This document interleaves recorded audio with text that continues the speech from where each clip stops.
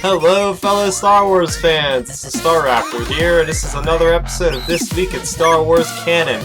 Now every week I tell you guys about all the latest in the Star Wars continuity, ranging from the video games, to the TV series, to the novels, and to the comics. And with this week it brought us another new episode of Star Wars Rebels titled The Honorable Ones. So before I get into this video, this is your official spoiler alert. So what did I think of The Honorable Ones? Honestly, this is one of my favorite episodes of Star Wars Rebels so far. I love this episode. So what happened in this episode? Basically, the Rebels go to Geonosis, where they find out they're under construction of something that was very, very massive. So anyway, the Rebels go and explore this facility. Long and behold, they get ambushed by the Empire. And the Empire is being led by Agent Kallus. So there's this really high action part of the episode right in the beginning where the Rebels are fighting stormtroopers, and even Zeb once again gets into a battle with Kallus. So Zeb and the rest of the Rebels, they get separated from each other, and Zeb ends up trying to escape on an escape pod, and Kallus jumps in the escape pod at the last moment, and they're jettisoned off into space. But they actually veer toward a moon of Geonosis, which is an ice moon. So they're stranded on this ice moon, Zeb and Kallus, and Zeb and Kallus have to actually work together to get off this moon and survive. So that is the premise of the episode. It's a Zeb and Kallus centric episode foremost. So what did I like about the episode? First of all, I love seeing the remnants of the construction of the Death Star. They have the orbit surrounding Geonosis of all the metals and everything that were used in the construction. And they even made hints like, where did all the Geonosians go? There's no life forms on the planet. That's because they're all still working on the Death Star, which I think moved off to another part of the galaxy somewhere. As we all know, Grand Moff Tarkin, that's his job, is to create or overseer the Death Star. Something else I really enjoyed about the episode was just the action out of the gate. I mean, we get into this episode and we're right there, you know, just that great swashbuckling Star Wars fast-paced fun, you know. Another really great moment in the beginning of the episode was when Chopper goes against the Imperial astromech droid. I thought that was great because you see Chopper like using his little arms to like electrocute the droid, and then Ezra's like cheering him on, like, "Come on, Chopper!" It was just really fun. But what I think they did the best with this episode was Kallus's backstory. That was really fleshed out to the point where I actually started caring about Kallus, because up until this moment, he just seemed like a one-note villain that was just always angry, always on the Rebels all the time. And the thing with Kallus is, so far they've made him appear kind of weak. Like, he never really gets a victory over the Rebels. He's always getting defeated every time he shows up. So it's nice seeing a different side to him, opening up to Zeb about his encounters with the Lasats, because we know he has one of their weapons. So we find out he actually got it in an honorable sort of way from defeating one of the Lasat combatants. I thought, speaking of the backstory of Kallus, he did mention that he was on Onderon, so that was a great Clone Wars reference to all you fans of the Clone Wars out there. You might have picked up on, they actually name dropped Saul, which is the leader that they put into power back in season 5 of the Clone Wars.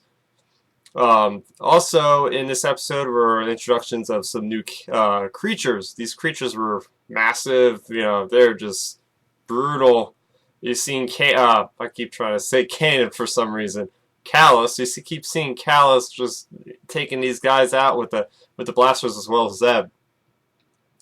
But the premise of this entire episode, I loved how both characters, Kallus and Zeb, both forget their factions because they need each and other to survive. Kallus has a broken leg, but he's kind of like the intellect, whereas Zeb is the muscle. So at one point you see Zeb carrying Kallus on his shoulders, kind of like Luke carrying Yoda in a way. But I think that was just brilliant, seeing these guys, actually trying to agree, because you do see points where Kallus is actually, he could have taken out Zeb if he really wanted to, but here's where the title comes in. They're both being honorable to each other. They're both seeing past the differences, and even like Kallus said, or it might have been Zeb, like not all the Sots are the same, kind of like how not all Imperials are the same. You got ones that are just bad and ones that, they're trying to make a difference, but they just happen to be on the wrong side of of the war type of thing. And I love the ending of this episode. It just shows that Kallus might even be second-guessing himself as far as his role in the Empire. After meeting with Zeb, it seems like he kind of explores something he hasn't explored within himself. Like, where do his actual allegiances lie? So that is what I liked about this episode. But if I could say some negative things, I would say, here we go again, that they show us these planets, but we never actually go to the surface of the planets. They actually say Kanan, they actually show them coming off of the Geonosis planet searching for Zeb, and they say they picked up new life forms after they scanned the planet. It would have been kind of cool to see the surface of Geonosis after all these years. And they never really say why the rebels were even at Geonosis to begin with. I think it might have had something to do with last season where they got the 5-year plan of what the Empire is doing. Maybe they're finally following up on those leads and investigating what the Empire is doing. But that is what I thought about Star Wars Rebels. So guys, sound off in the comment section below. What did you think of Rebels? How do you like the season so far? What do you want to see more of? Just let me know. And that isn't all we had in canon this week. We also had number 11 of Star Wars Canon. I really like this artwork. I think the white background with all the clones, really cool. You see Canon there in the center. Really cool. So the plot of Canon. This is actually the penultimate issue of Canon. We have one more left after this. So what's happening? This is basically what has been building up for the entire run of this arc, is the conflict with Grievous. I mean, he's been teased all the way like 3 issues before this or something, and we finally get to see him battling Depa Billaba, who actually had already had experience with fighting Grievous, and she actually lost like a lot of her troops to Grievous. It was mentioned in the beginning of this arc how she's been like kind of down on herself, and Kanan actually helped pick her back up to lead troops again. But so the plot picks up basically with Kanan versing this Kaji warrior, while simultaneously Depa Billaba is versing Grievous. So it just shows us this battle that they're having, and eventually, of course, Grievous gets away, and they move on to where they are in the first arc. Kind of, it's like a prequel kind of story to the first arc of Canon. So what did I like about issue number 11 of Canon? First of all, I think the Kaji warrior that's fighting Canon is really cool looking. I mean, on one arm he's got this flamethrower, on the other arm it looks like he has like a dark saber similar to Darth Maul's in the Clone Wars. So he looked really badass. He almost kind of looked like a bounty hunter type character. Also, Depa Billaba is seriously kicking some ass against Grievous in this issue here. She shows her just cleaving off a couple of his hands, because as we know, when he versus Obi-Wan, he's got 4 arms, and he does that same sort of trick. Doesn't really work well again against this Jedi, so you think he might, try to update his defensive abilities, but yeah, this seriously shows off the power of Depa Billaba. She is a strong Jedi for sure.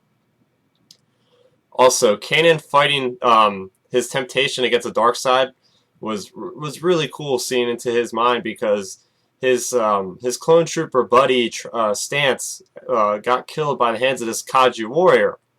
So he's thinking, and it's bringing him rage, that this guy is taunting him. This Kaji warrior is taunting about his friend's death, and it's boiling up his hate. and he's thinking, oh, I could easily just fall into this hatred and just use it to overcome my enemy.